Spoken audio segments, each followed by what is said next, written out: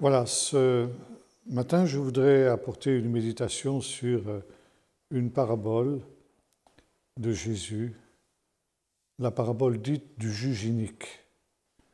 Nous trouvons ce texte dans le chapitre 18 de l'évangile de Luc, à partir du verset 1er jusqu'au verset 8. Jésus leur dit une parabole pour montrer qu'il faut toujours prier et ne pas se lasser. Il dit, il y avait dans une ville un juge qui ne craignait pas Dieu et qui n'avait d'égard pour personne. Il y avait aussi dans cette ville une veuve qui venait lui dire « Fais-moi justice de mon adversaire ». Pendant longtemps, il ne voulut pas. Mais ensuite, il dit en lui-même « Bien que je ne craigne pas Dieu, que je n'ai pas d'égard pour personne, néanmoins, parce que cette veuve me cause des ennuis, je lui ferai justice, de peur que jusqu'à la fin, elle ne vienne me casser la tête. » Et le Seigneur ajouta, « Entendez ce que dit le juge inique. Et Dieu ne fera-t-il pas justice à ses élus qui crient à lui nuit et jour? Tardera-t-il à leur égard? Je vous le dis, il leur fera promptement justice. Mais quand le Fils de l'homme viendra, trouvera-t-il la foi sur la terre ?» Avant d'étudier cette parabole dans le détail, je voudrais dire quelques mots sur le genre littéraire qu'est la parabole. La parabole, on le sait, était un des moyens favoris de l'enseignement de Jésus. Mais à l'époque du Nouveau Testament, Jésus n'était pas le seul qui enseignait en parabole. Et dans la littérature rabbinique, des centaines et des centaines de paraboles des sages nous sont parvenues. La parabole se dit en hébreu « mashal », ce qui signifie littéralement des exemples. Entre autres choses, quand on veut dire par exemple, en hébreu moderne, on dit les mashal.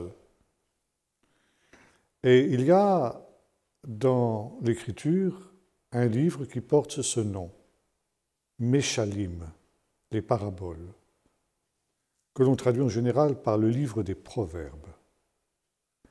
Le livre des Proverbes appartient à une troisième partie du canon de l'Écriture, après la Torah, les prophètes, ce que l'on appelle les écrits, ketuvim, on dit en hébreu. Et cette troisième partie du canon de l'Écriture appartient à une littérature très spéciale qu'on appelle la littérature de la sagesse, c'est-à-dire comment se comporter d'une manière juste dans la vie pour pouvoir réussir. Ça, c'est le but de la littérature de la sagesse.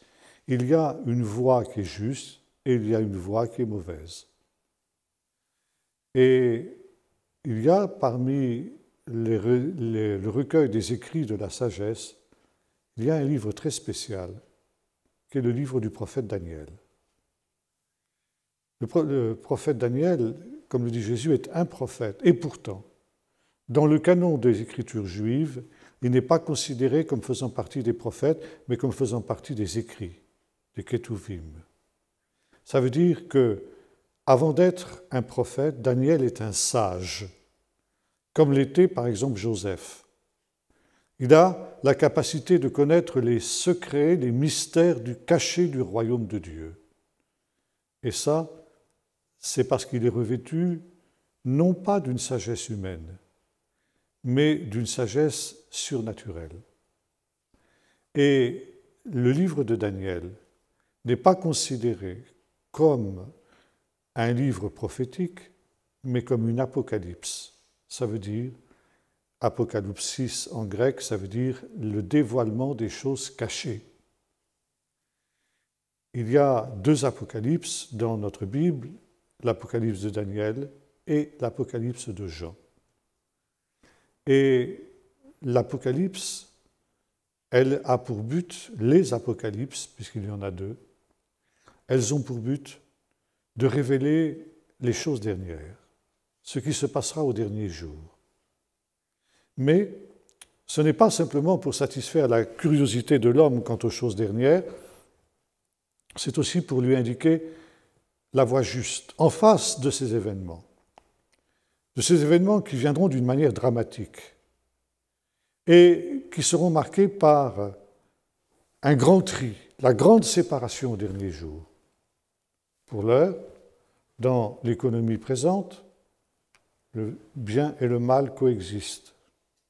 Les justes et les méchants coexistent. Sont souvent en conflit d'ailleurs. Mais ils vivent ensemble. Et on a pratiquement l'impression que Dieu n'intervient pas pour faire régner la justice dans ce monde. Et il n'y a pas besoin de s'arrêter longtemps sur des livres, par exemple comme le livre des Psaumes ou le livre de Job, pour se rendre compte que la justice ne règne pas dans ce monde, elle ne règne pas sur la terre. Mais un jour viendra où Dieu manifestera sa justice.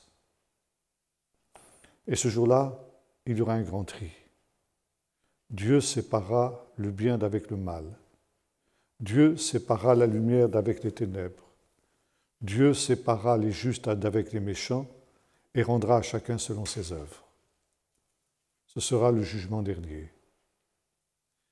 Et le problème des sages, c'est de savoir quelle est, face à ces événements dramatiques qui viendront au dernier jour, quelle est l'attitude juste pour être du bon côté de la barrière, pour être du côté des justes, pour être du côté de la vie, pour être du côté de la lumière.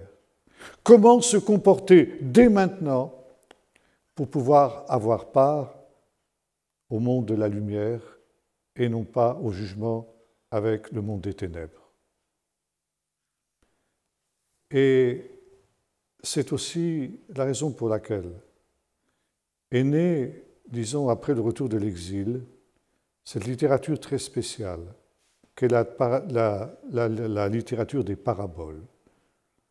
Meshalim, c'est directement connecté avec le livre des Proverbes. Et le livre des Proverbes fait aussi la différence entre la sagesse et la folie, entre la voie juste et la voie erronée pour pouvoir réussir dans cette vie. Et les Apocalypses nous diront, non seulement pour réussir dans cette vie, mais pour réussir aussi dans l'autre. La parabole appartient à la littérature de la sagesse. Les paraboliers ne sont pas des prophètes, ce sont essentiellement des sages, qui nous montrent ce qu'est le chemin juste. Et le chemin juste à suivre, non pas seulement pour réussir dans cette vie, mais toutes les paraboles sont en relation avec les choses dernières, soit en relation avec la rétribution de l'être humain après la mort, soit en relation avec la venue du royaume de Dieu et la rétribution qui marquera la venue du royaume de Dieu. Autrement dit, toute parabole est une petite apocalypse. Toute parabole a une visée eschatologique, ça veut dire touche aux choses dernières. Et c'est dans ce sens-là qu'il faut la lire, et ça, on ne le sait pas ou on l'oublie trop souvent. Notre parabole n'échappe pas à cette règle. La preuve, c'est la conclusion que Jésus donne. Quand le Fils de l'homme viendra, trouvera-t-il la foi sur la terre? Et par conséquent, la visée de la parabole, c'est quand le Fils de l'homme viendra. Nous sommes en relation directe avec la venue du Fils de l'homme au dernier jour. Alors, on dira, mais ce n'est pas dans ce sens-là qu'on a l'habitude de lire cette parabole, mais plutôt à la lumière du verset 1er. Jésus leur dit une parabole pour montrer qu'il faut toujours prier et ne pas se relâcher.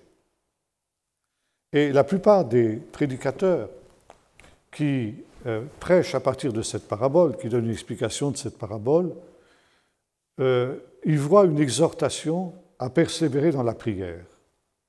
La prière pour n'importe quoi, pour tous les sujets de prière qui pourraient être les nôtres.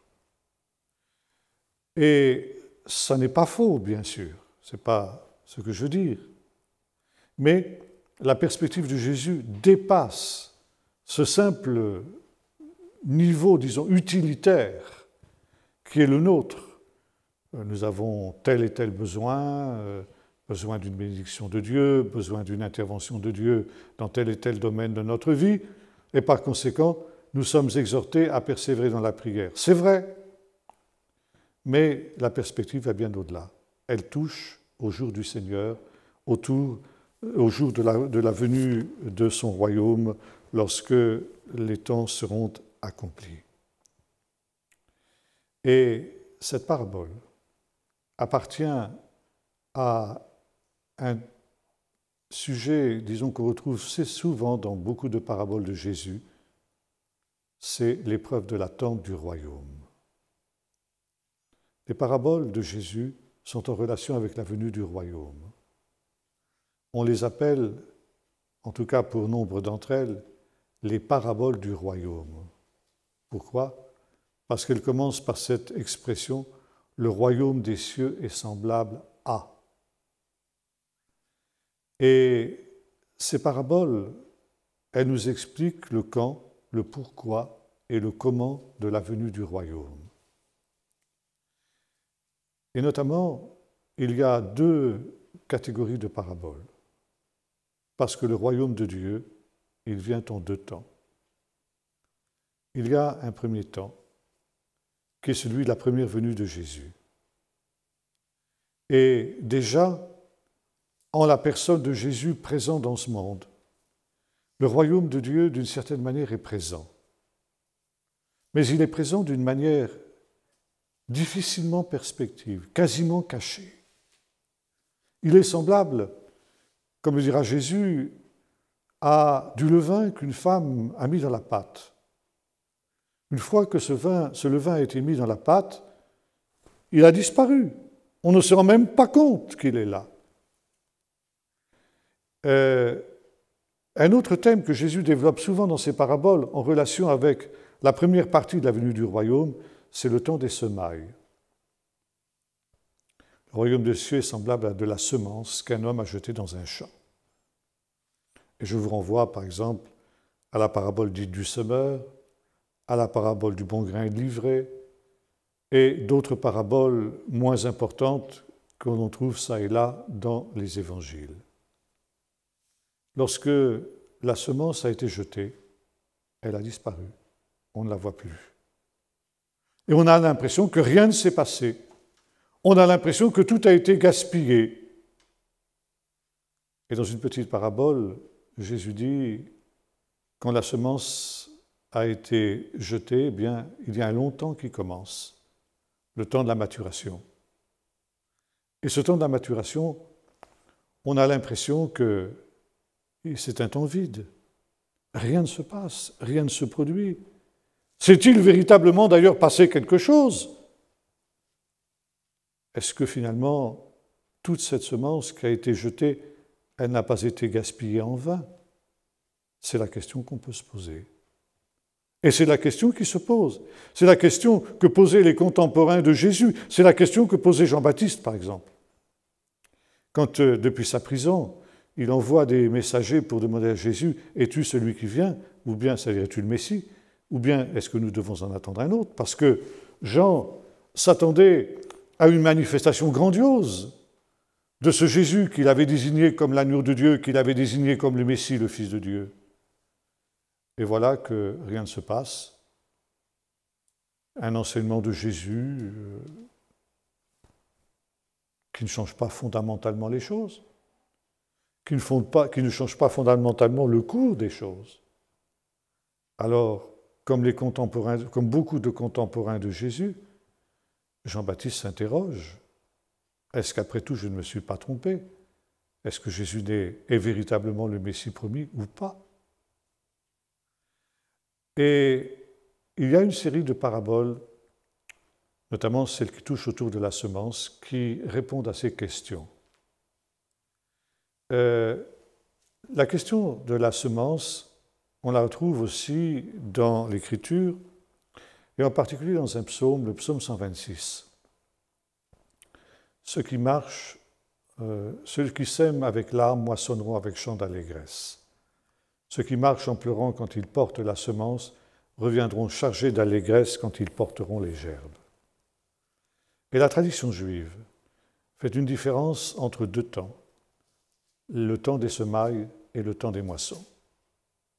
Le temps des semailles est un temps difficile, est un temps où l'on sème dans les larmes parce qu'on gaspille la semence. Et on n'a aucune assurance que cette semence va germer. Il a fallu labourer, il a fallu travailler dur, et pour un résultat qui est très aléatoire. On n'est sûr de rien. Alors, c'est un temps difficile, le temps des semailles.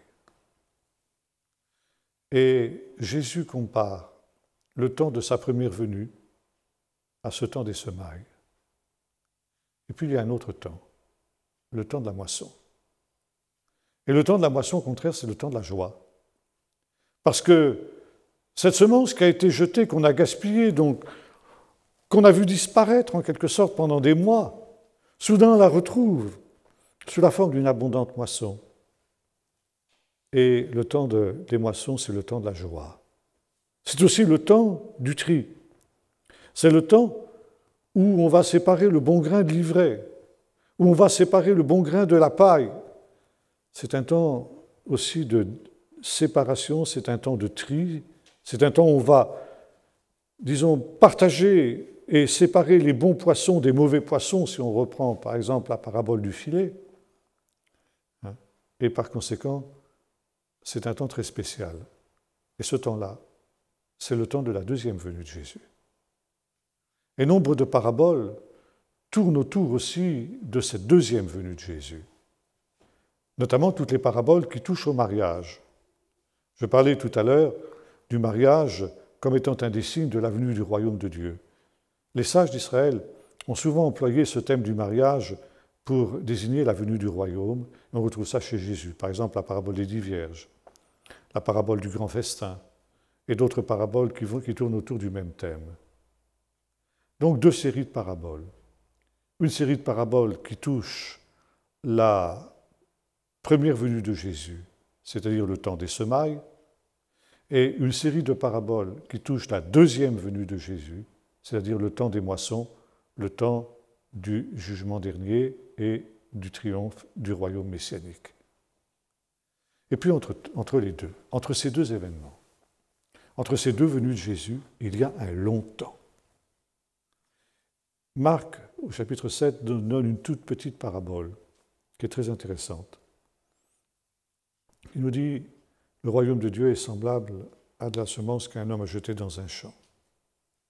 Qu'il veille ou qu'il dorme, ça ne change rien. La semence germe. Puis, elle commence à produire de l'herbe, des fruits. Puis vient le temps de la moisson. On y met la faucille, parce que le temps de la récolte est arrivé. C'est tout. Une petite parabole. Mais cette parabole, elle a le mérite de souligner le fait qu'entre ces semailles et cette moisson, il y a le long temps de la maturation du blé, de la graine. Et c'est un temps difficile aussi, ce temps-là, parce que c'est un temps d'attente. Et c'est un temps où apparemment rien ne se produit, rien ne se passe. C'est un temps d'incertitude. C'est un temps où on a l'impression que toute l'œuvre de Dieu risque d'être un échec, d'être réduite à néant par les forces du mal qui se déchaînent. Et c'est pourquoi, entre les paraboles qui parlent des semailles et les paraboles qui parlent de la moisson, il y a une autre série de paraboles moins nombreuses qui parlent justement du temps de la maturation et notamment du temps de l'attente. Et notre parabole, dite du juge inique, appartient à ce genre-là. C'est une parabole qui souligne le fait, comme le font les autres paraboles du même ordre, que pour les élus, une des épreuves les plus difficiles qu'ils auront à supporter, ça va être l'épreuve de l'attente, cette épreuve de la maturation. À la limite, même le temps des semailles, pour douloureux qu'il ait été, était un temps positif, dans la mesure où il y avait des choses qui se passaient. il y avait les miracles de Jésus, il y avait les signes que le royaume de Dieu était présent. Mais quand Jésus va être retiré du monde, entre le moment de son ascension et le moment de son retour, apparemment, rien ne va se passer. Les choses vont rester en état. Et pire encore, les méchants vont prospérer et les méchants vont réussir. L'injustice va régner sur la terre. Et à cause de ce triomphe des méchants, les justes vont être opprimés, les justes vont être persécutés, et ça va être une terrible épreuve pour eux. Et c'est juste. Ils vont crier au Seigneur, disant, mais Seigneur, mais qu'est-ce que tu fais? Tu ne vois pas ce qui se passe ici dans ce monde? Tu ne vois pas comment ces gens, sans foi ni loi, se comportent? Et toi, tu restes impassible. Tu n'interviens pas dans cette situation-là? Eh bien non, Dieu n'interviendra pas. C'est ce que j'ai dit Jésus. Il prévient ses disciples. Non, Dieu dans cette période, quand vous, mes disciples, quand vous les justes, vous serez persécutés par les méchants, quand vous serez opprimés par les méchants, quand tous les malheureux de la terre seront opprimés par les méchants, vous crierez à Dieu et Dieu ne répondra pas. Scandaleux, n'est-ce pas? Et pourtant c'est comme ça. Et dans ce temps-là, où les méchants réussiront, vous aurez, et que Dieu ne répondra pas à vos prières, vous aurez l'impression que Dieu est un juge injuste. Tu es le juge de l'univers, tu es le juge suprême, tu es censé faire régner la justice, et tu fais tout le contraire. Et ce sera difficile de comprendre l'attitude de Dieu. Alors, une pensée pourra naître dans le cœur des justes. Dieu serait-il injuste? Y a-t-il un Dieu de justice ou pas? C'est finalement la question qui surgira, et ce sera ça la grande épreuve de l'attente. Croire malgré tout, malgré les apparences, malgré le triomphe des méchants, que Dieu reste un être juste, un juste juge. Ça, ce sera difficile. Maintenant, pourquoi le Seigneur aura-t-il cette attitude pendant ce temps de la maturation du grain? Pourquoi Dieu n'interviendra-t-il pas malgré les demandes pressantes des justes, malgré le fait que pendant cette période, les justes comme la pauvre veuve crieront à lui nuit et jour? Alors la réponse, elle se trouve dans d'autres textes. Parce que nous vivons un temps spécial. Ce temps de la maturation, c'est le temps de la grâce de Dieu. Ce temps que Jésus a défini dans le Sermon sur la montagne, en disant « Dieu fait lever son soleil sur les bons et les méchants, il fait pleuvoir sur les justes et sur les injustes », verset que j'ai cité hier. Ça veut dire Dieu retient sa justice pour l'heure. Il ne manifeste pas ses jugements. Il agit simplement dans le domaine de la grâce, une grâce qui est à la fois pour les justes et pour les injustes. Et nous sommes dans cette situation très paradoxale qui est le corollaire de la grâce de Dieu, où Dieu ne fait plus aucune séparation, aucune différence entre les justes et les injustes.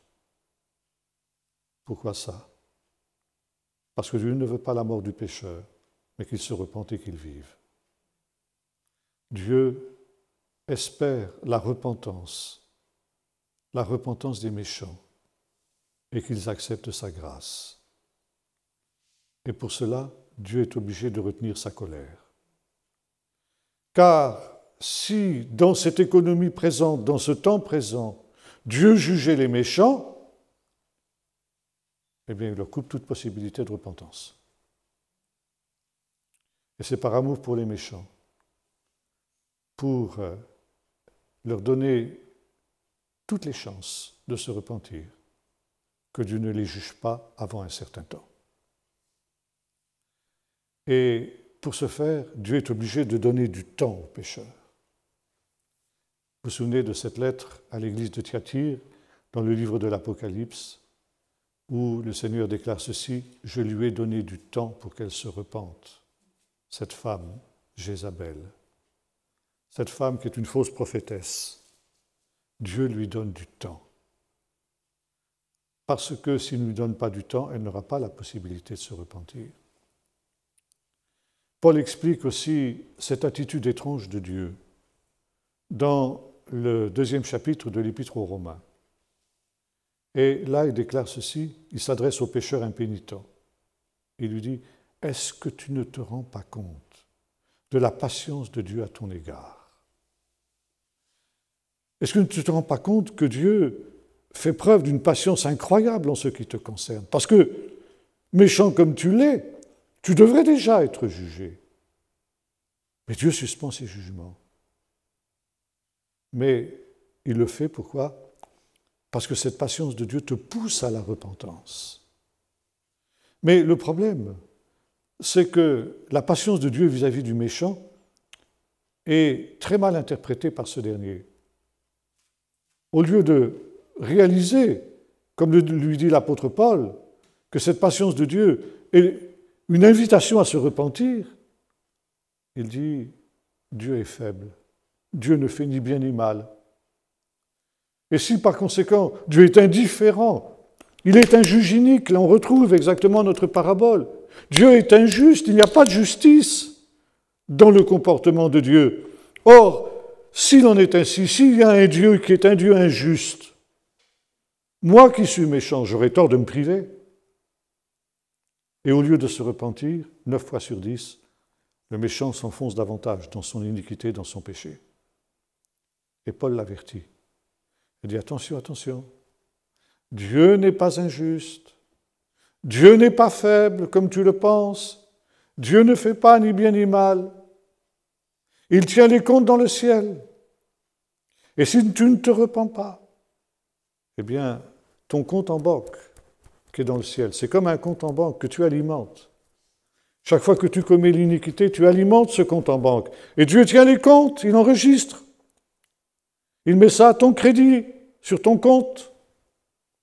Et si tu ne te repens pas, un jour, au jour du jugement, au dernier jour, quand viendra le temps des semailles, qui sera en même temps le temps du jugement, Dieu te présentera la note.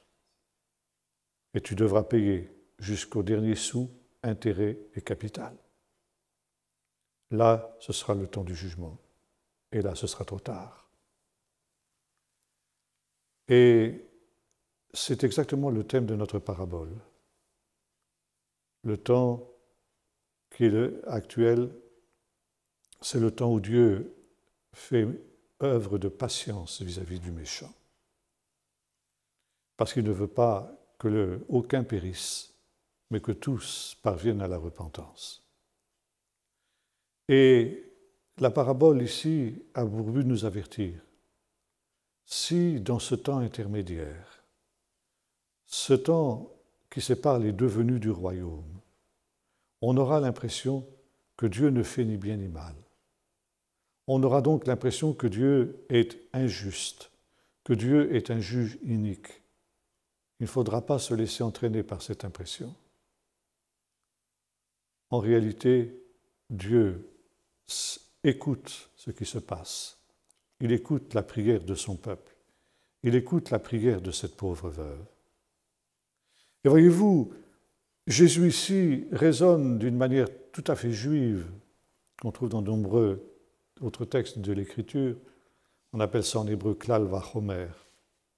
Ça veut dire, s'il en est ainsi, à combien plus forte raison telle autre chose. Ici, Jésus met en scène un juge qui ne craint, comme on dirait aujourd'hui familièrement, ni Dieu ni diable. Et parce que justement, il est un être perverti, eh bien qu'il soit juge et qu'il soit censé faire régner la justice, il fait tout le contraire. Et cette veuve qui a un problème avec un adversaire inconnu, quel est le problème? Il n'est pas connu non plus, mais elle a un problème. Et par malignité, par méchanceté, ce juge refuse de donner droit à cette veuve. Et cette veuve aurait lieu de se décourager. Et c'est l'avertissement que Jésus donne aussi à ceux qui écoutent cette parabole. devant cette impassibilité de Dieu, on se dira, eh bien, à quoi bon continuer à crier à Dieu puisque de toute façon Dieu ne répond pas? Allons faire autre chose. Ou même, comme Asaph, dans le psaume 93, puisque les méchants réussissent, pourquoi on ne va pas faire comme eux? Et c'était l'attitude d'Asaph. Mon pied allait glisser parce que je voyais la réussite, le bonheur et la prospérité des méchants. Et tout leur réussit dans leur vie. Ils ne sont pas frappés par le malheur comme le reste des hommes. Et moi, tous les jours je suis frappé, chaque matin mon châtiment est là. Alors je dis, mais est-ce qu'il y a un Dieu juste? Puisque c'est comme ça, ben moi aussi, je vais faire comme les méchants. Si c'est la condition de la réussite, si c'est la loi de ce monde, eh bien moi aussi je vais entrer dans cette voie-là. Et Asaph dit, quand j'ai commencé à réfléchir là-dessus, la difficulté a été grande, jusqu'à ce que j'entre dans les sanctuaires de Dieu et que je vois le sort final des méchants. Le sort final, c'est au dernier jour, quand interviendra justement le temps de la moisson, la grande séparation, le grand tri. Là, chacun recevra selon ses œuvres. Mais en attendant, effectivement, la tentation d'Asaph, elle est là, elle est grande. Et ce sera la plus grande tentation du peuple de Dieu. Devant les retards, plus on approchera du temps de la fin, et plus par conséquent le Seigneur va tarder dans sa venue, va tarder dans ses jugements, et plus les disciples du Seigneur seront tentés d'entrer dans la voie d'Asaph et de dire, eh bien, c'est inutile. Dieu se comporte comme un être injuste. Et par conséquent, nous aurions tort, nous aussi, de ne pas en profiter, de ne pas prendre part à ce festin du monde, le festin de ce monde-ci. On parlait tout à l'heure du festin des noces de l'agneau, mais il y a déjà un festin ici, dans ce monde-ci, où ne participent qu'un certain nombre de privilégiés qui ont donné des gages à Satan. Alors pourquoi le ferait-on pas nous aussi? Cette veuve, elle est pauvre. Ça veut dire elle ne participe pas à ce festin auquel le juge, lui, au contraire, participe. Mais cette veuve, elle ne se laisse pas entraîner dans ce piège.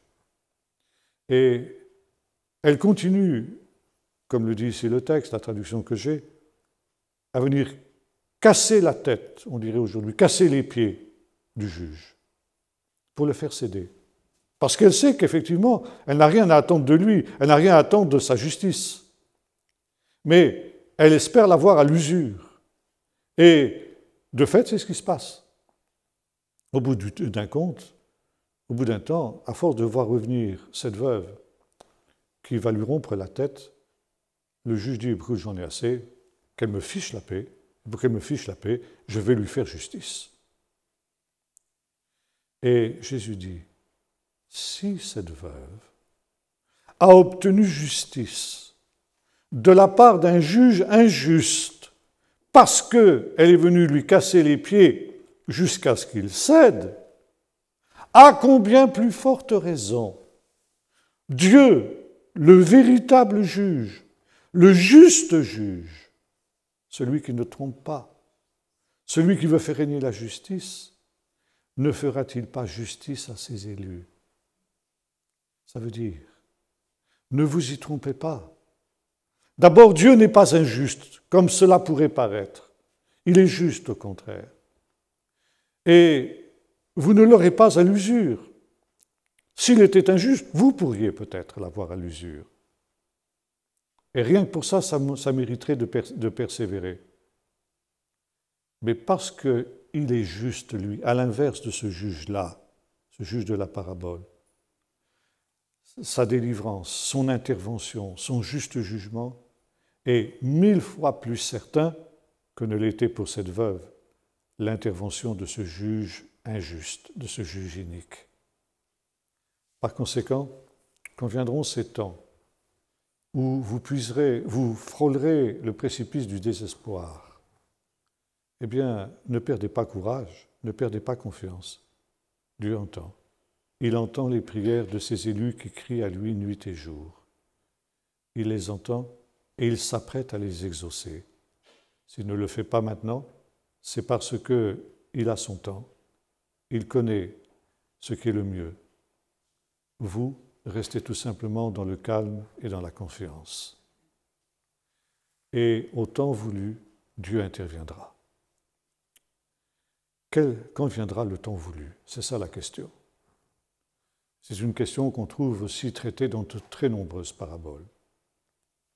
Dieu, nous l'avons vu, n'intervient pas pour ce temps. Dieu retient sa justice pour laisser place à sa grâce pendant ce temps-ci, parce qu'il veut faire grâce aux méchants, nous l'avons vu. Dieu use de patience. Pierre aussi dira, la patience de Dieu est votre salut. Mais la patience de Dieu a des limites. Elle est grande, mais elle n'est pas infinie. Elle a des limites. Et elle a deux limites. La première limite, c'est l'endurcissement des méchants. Lorsque le méchant s'endurcit de manière telle qu'il est clair qu'il ne veut pas se repentir, Dieu n'a aucune raison d'attendre plus longtemps.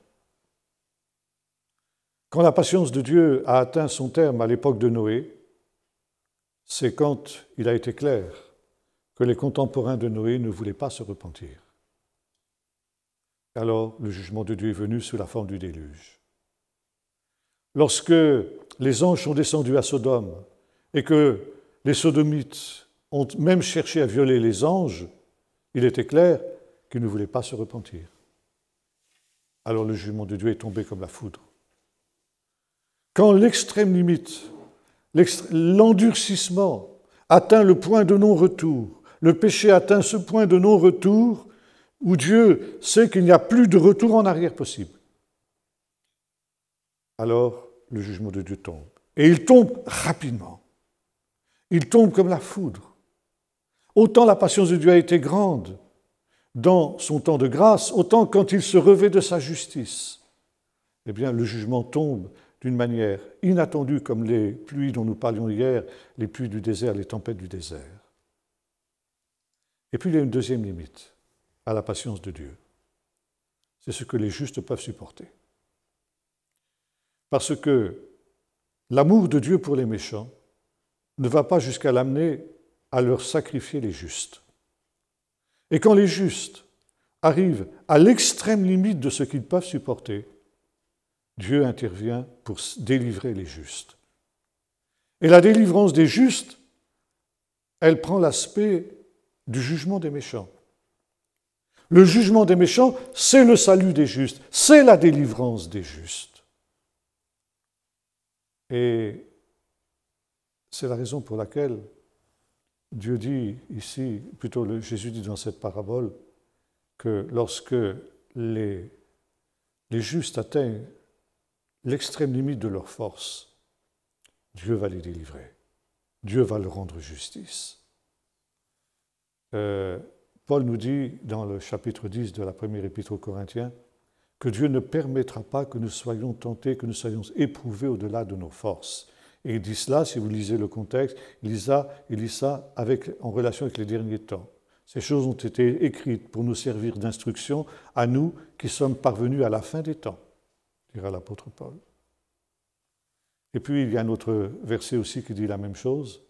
Si ces jours n'étaient abrégés, personne ne serait sauvé. Mais à cause des élus, ces jours seront abrégés. À cause des élus, Dieu va écourter son temps de patience vis-à-vis des méchants.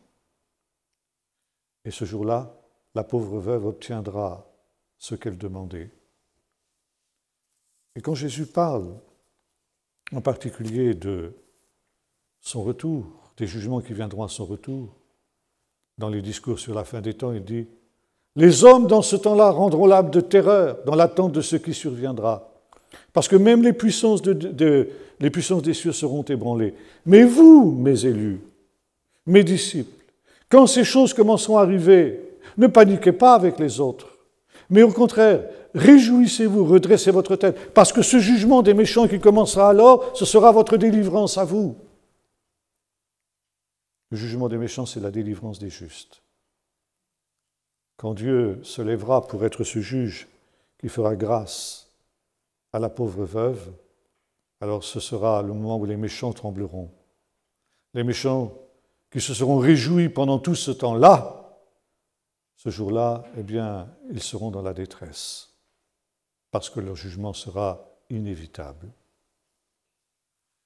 Et Jésus termine sa parabole en disant ceci, « Mais quand le Fils de l'homme viendra, trouvera-t-il la foi sur la terre ?»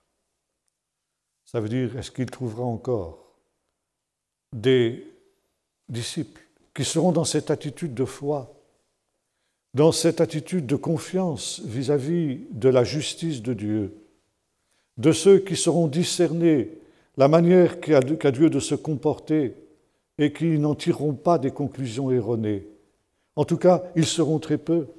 Et ce n'est pas pour rien que le livre de l'Apocalypse, donc la Bible, se termine par cette exhortation de dire « Viens ». L'Esprit et l'Épouse disent « Viens ». Et que celui qui entend dise « Viens ». Et ça se termine par « Amen, je viens vite ». Non pas « je viens bientôt » comme on traduit, mais « je viens vite », je viens rapidement. Il leur fera promptement justice. Je viens vite. Le retour de Jésus, ça sera la délivrance des justes. Ça sera ce juste jugement que Dieu prononcera à la fois sur les justes et sur les injustes. Et précisément, le but de la parabole, la sagesse, nous l'avons vu, c'est d'avoir l'attitude juste dans ce moment-là, dans ce temps difficile. Et l'attitude juste, c'est la persévérance. C'est la persévérance dans la foi et c'est la persévérance dans la prière. Dans cette prière que nous avons évoquée en citant le livre de l'Apocalypse, « Viens, Seigneur Jésus, Maranatha ». Aujourd'hui, nous constatons que ce n'est plus tellement la prière du peuple de Dieu. Et pourtant, c'est la prière essentielle. Quand le Fils de l'homme viendra, trouvera-t-il encore cette attitude ? Trouvera-t-il encore des intercesseurs qui disent « Amen, viens Seigneur Jésus » En trouvera-t-il ? Serons-nous de cela ? La réponse, c'est nous qui la donnons.